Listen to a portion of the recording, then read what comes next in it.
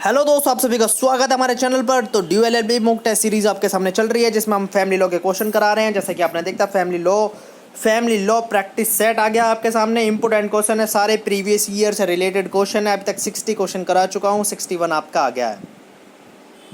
Saptapati is a part of marriage is which religion, किस religion के अंदर आता है ये आपका? मुस्लिम में, हिंदू में, पारसी में या जू में? तो आपका ये इसका है ऑप्शन बी, हिंदू के अंदर। ठीक है। 62 मोस्ट इंपोर्टेंट क्वेश्चन।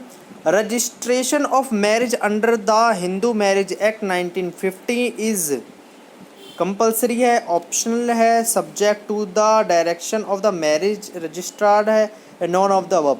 तो 62 का आपका है ऑप्शनल। अगर आपकी शादी करते हो और आप हिंदू मैरिज के अंदर अगर आप शादी कर लेते हैं हिंदू मैरिज के रीति रिवाज के साथ, तो आप उसे रजिस्टर्ड करा सकते हैं हिंदू मैरिज एक्ट के तहत 1950 के जो है। तो आपका ऑप्शनल है, कंपलसरी नहीं है। ओके। 63 आ गया आपका। Sapinda relation extend to how many generation in the line of ascents through mother?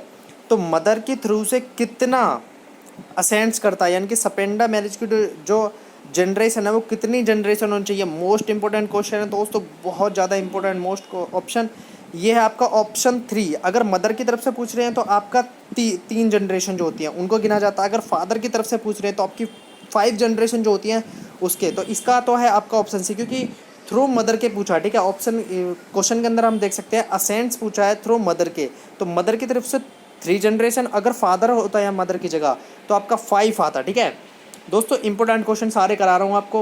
Video को लाइक शेयर एंड सब्सक्राइब जरूर कर लेना चैनल को। ठीक है दोस्तों, अच्छी लगे तो वीडियो, नहीं लगे तो कोई बात नहीं, आप चैनल देखो, आप वीडियोस को देखो, आप बस ड्यू एलएलबी क्रैक करो की बार कैसे भी। Sapinda relationship extend to how many registration in the line of ascents through father? देखो मैंने मदर का आपसे पूछा था, मदर का इस वाले क्वेश्चन में था 3 था।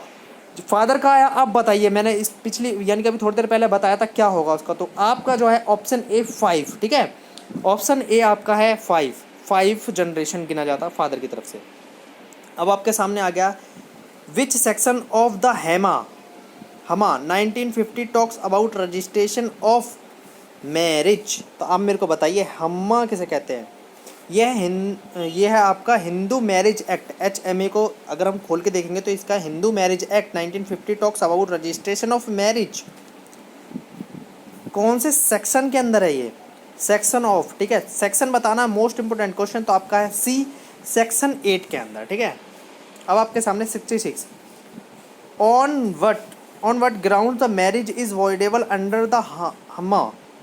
हम्मा का मतलब हिंदू मैरिज एक्ट 1915। तो किसके अंदर जो मैरिज है वो वॉइडेबल हो सकती है? Non consumptions owing to impotency of respondent, consent obtain by fraud, pre marriage pregnancy, all of the above? 66 most important question, option D all of the above. Voidable कहाँ कहाँ हो सकती है आपकी? कंसेंट ऑब्टेन बाय फ्रॉड, अगर consent fraud है तो वो वॉइडेबल हो सकती है। प्री मैरिज प्रेगनेंसी है तो भी हो सकती है, अगर मैरिज से पहले पेट में बच्चा है तो भी वॉइडेबल हो सकती है। Non consumption owing to potency of respondent है तो भी आपकी वॉइडेबल हो सकती है। ठीक है। 67 आ गया, ड्यूरिंग जुडिशल सेपरेशन।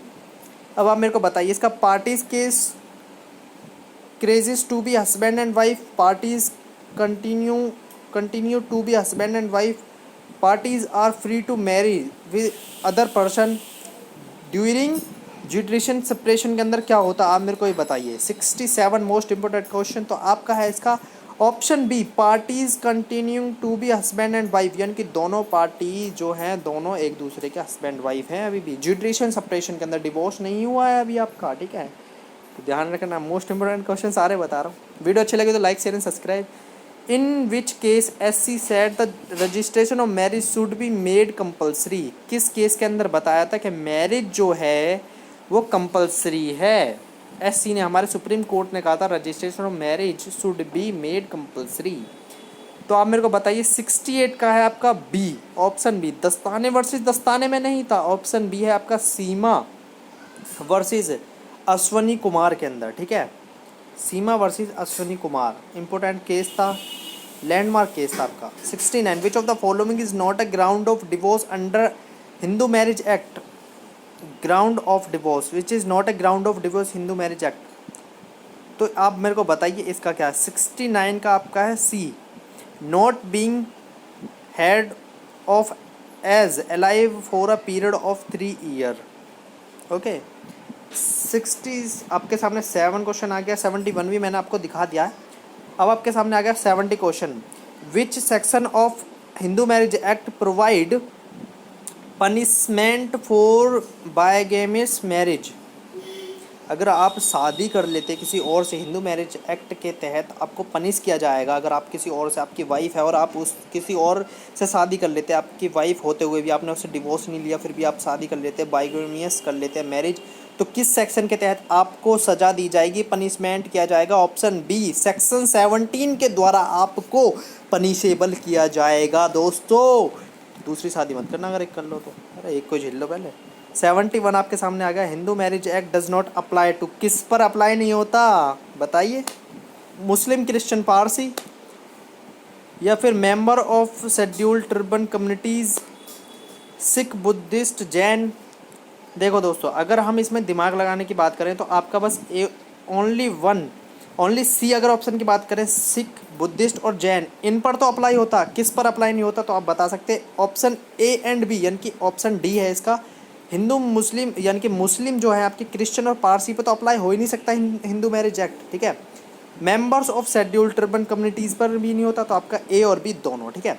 मिलते हैं नेक्स्ट वीडियो में, तब तक के लिए टाटा बाय बाय सिया। हमारी वीडियो को देखते रहिए, इसी तरीके से आप क्वेश्चन को लगाते रहिए। वीडियो अच्छी लगी तो like, share and subscribe. Free mock test series without paid off. Okay, मिलते हैं नेक्स्ट वीडियो।